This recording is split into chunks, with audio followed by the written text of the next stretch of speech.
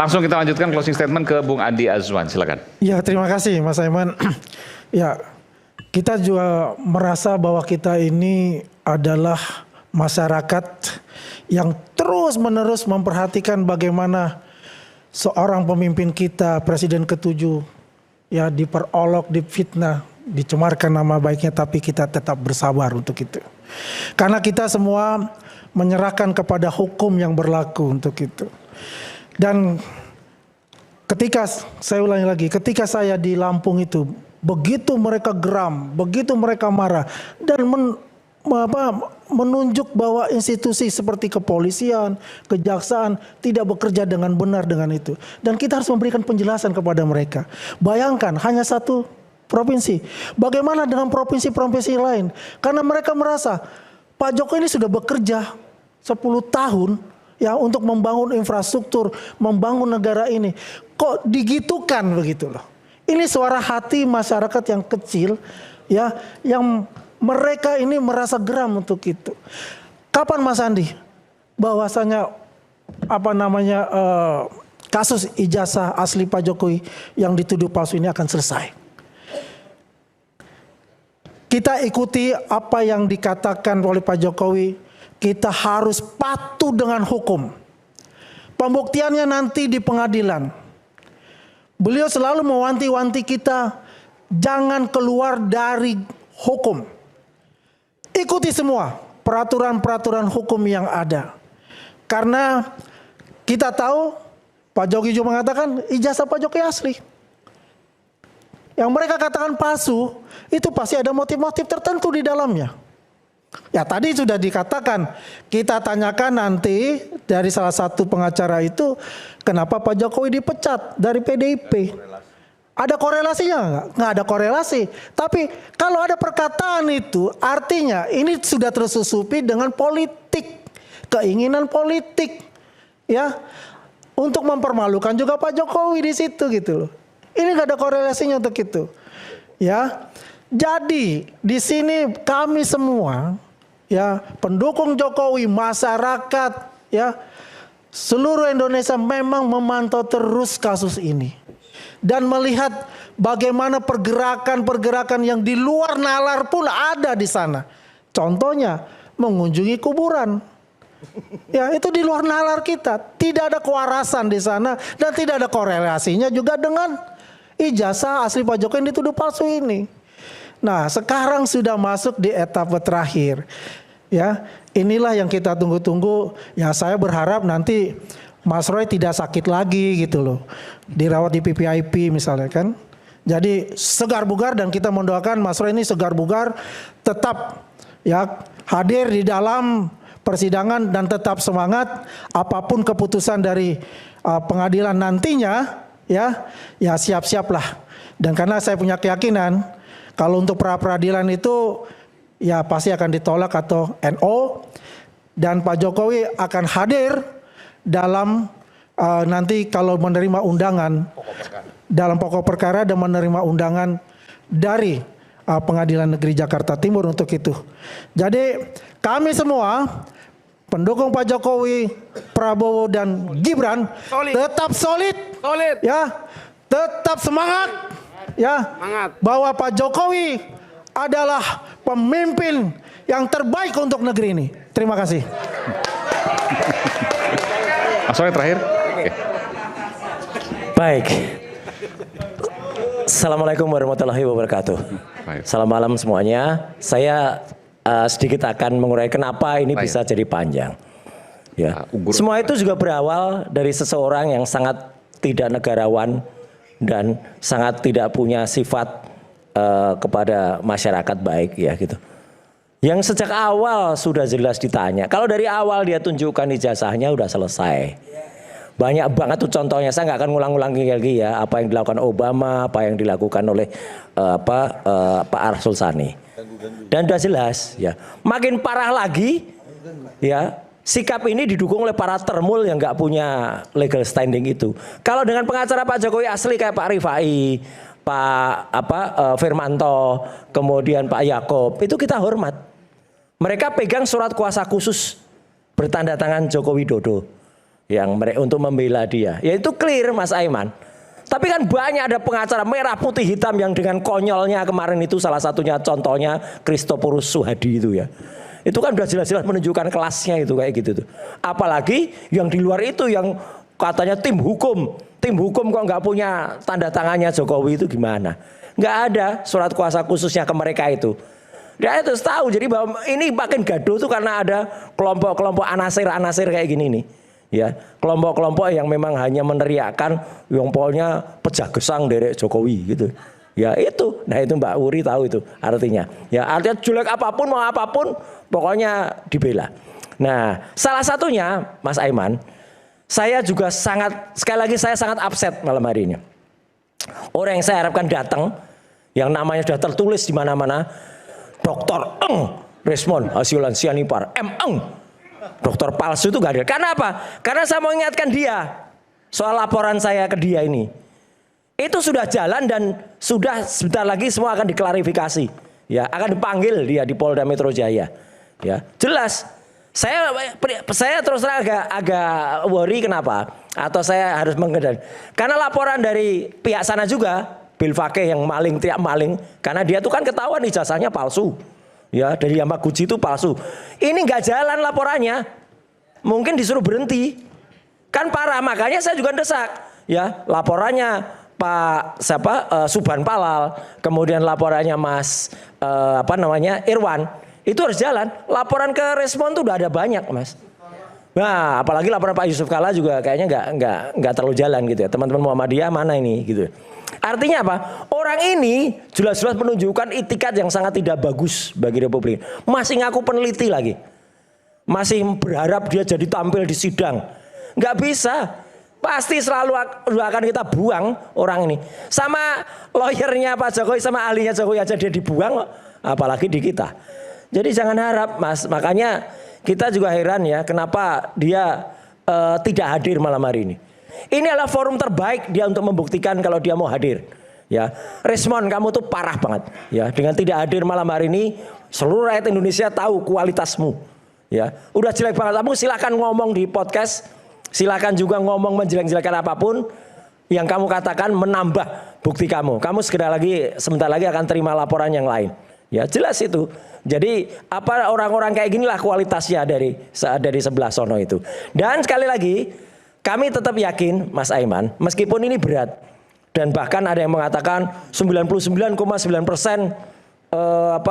sidang Prapit ini akan kalah, nggak apa-apa. Menang kalah bagi kami bukan soal.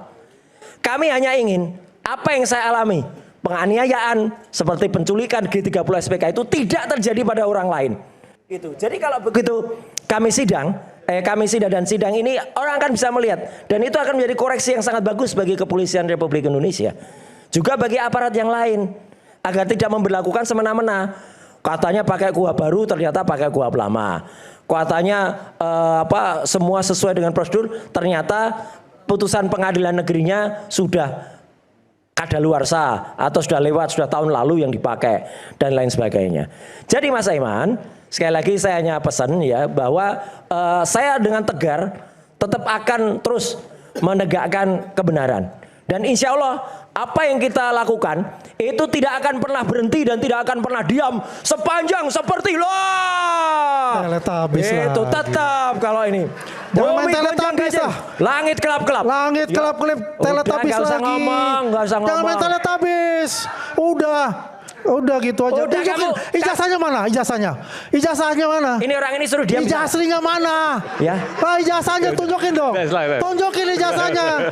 Jangan main itu aja. Katanya mau ijazah asli. Mana ijazahnya?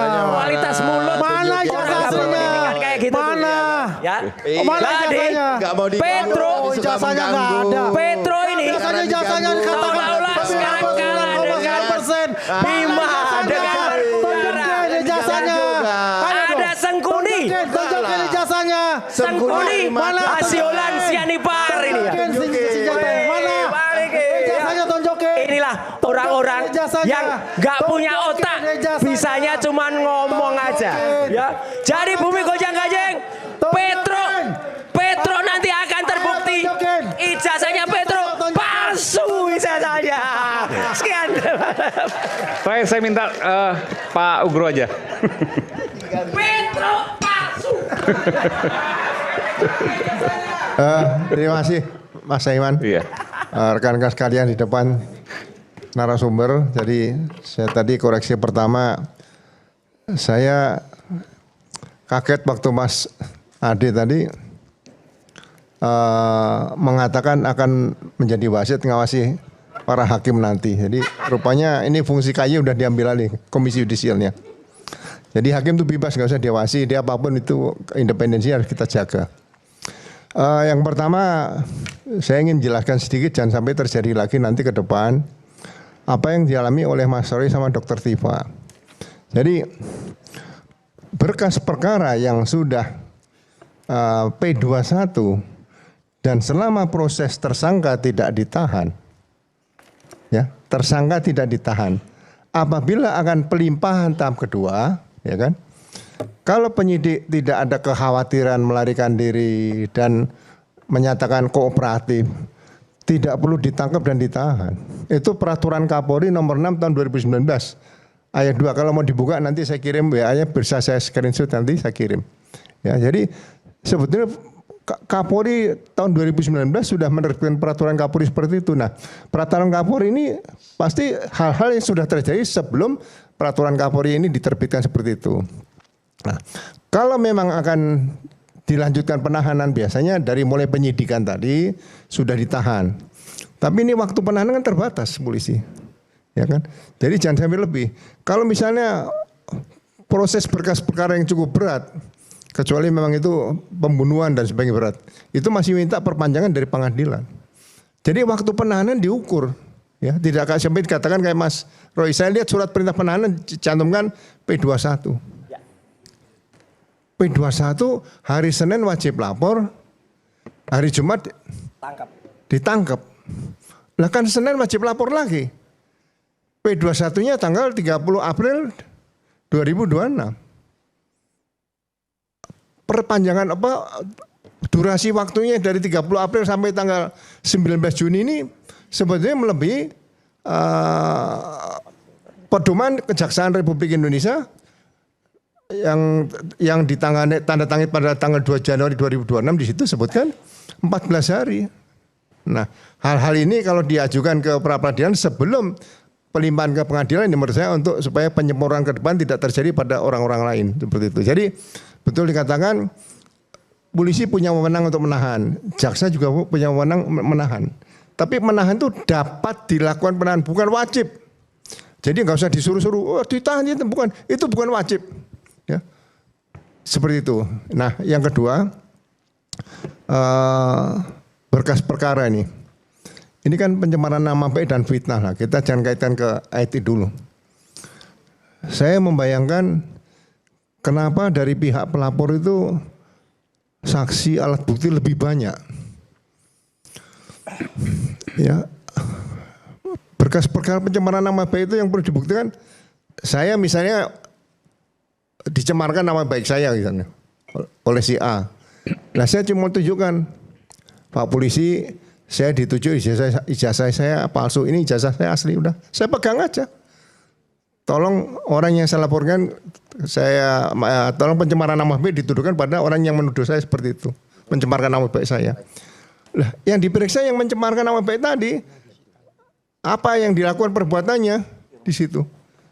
Misalnya penelitian, bagaimana penelitiannya? Yang dibebani membuktikan di situ adalah yang terlapor. Bayangkan saja kalau kasus 411 KUHP baru, perzinahan, ya kan? Yang melaporkan suaminya terhadap istrinya berzina sama orang lain.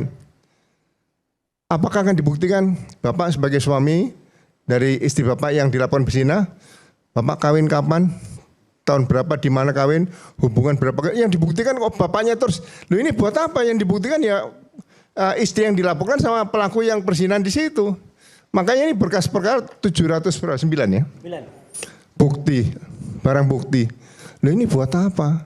Harusnya berkas perkara itu cukup, mungkin separuh buku telepon udah cukup itu. Karena ini pencemaran nama baik dan fitnah seperti itu. Jadi mudah-mudahan ini tidak terjadi kembali ya, berkas perkara yang saya dengar dari Mas Gofur ya, tingginya sampai 1,5 meter atau 1 meter 20 cm, ya kan? Berkas perkara. Berkas perkara. Perkaranya 1 meter lebih Pak tingginya Pak. Oh, Ya. 1,5 meter. 1 meter lebih, 1 meter lebih. Hah? 1 meter, ya, 1 meter lebih lah. 1 meter lebih, oh, Iya. luar biasa. Karena masuk akademi kepolisian, ya, masuk akpol itu hanya 1 meter 65 cm. Nah ini berkas perkara yang sama dengan syarat masuk akpol tadi di situ ya. Jadi maksud saya mungkin ke depan pembuktian seperti itu perlu ya rekan-rekan penasihat hukum jangan memaksakan Pak, tolong ini disita semua. Ya jadi bagi saya ini koreksi juga bagi diri saya sebagai purnawirawan ini nanti cerita sama adik-adik saya, tolong diwaspadai lagi, jangan sampai ini menjadi presiden yang buruk nanti ke depan ya. Orang pelapor dibebani membuktikan sendiri sebanyak-banyaknya. Akhirnya itu tadi, ini nanti di sidang pengadilan bebannya cukup banyak dari pelapor tadi. Seperti itu. Itu saja sih. Jadi sekali lagi mudah-mudahan ya kita ikuti sidangnya. Saya tidak berani koreksi lagi karena itu sudah masuk ranah pengadilan ya. Sekarang ada pra peradilan itu juga diatur di pasal 163 kalau salah ayat 163 yang perkara sidang ini bisa tidak akan sidang pokoknya dilakukan masih ada pra peradilan.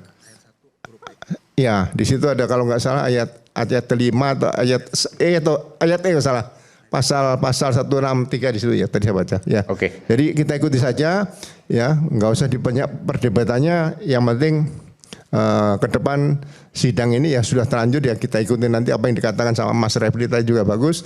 Mau pakai peluru kendali atau pakai peluru revolver yang pendek saja dan sebagainya itu tergantung di sidang pengadilan nantinya. Terima kasih. Oke, baik. Terima kasih. Tanggapi ada? Cukup? Baik, terima kasih Bapak-Bapak semua dan ini adalah akhir dari Rakyat Bersuara untuk hari ini. Sampai bertemu pekan depan dan kita akan menyaksikan sama-sama nanti di Ayus juga baik persidangan pra peradilan Mas Roy Suryo dan kawan-kawan dan juga nanti ada sidang perdana pada hari Kamis 2 Juli 2026 sidang perdana Dr. Tifa di Pengadilan Negeri Jakarta Timur. Kami akan menyiarkan secara langsung. Kalau tidak boleh secara langsung kami akan delay yang tercepat untuk kemudian tetap mengikuti aturan dari PN Jakarta Timur. Saya Aiman Wicaksono, salam, sampai jumpa.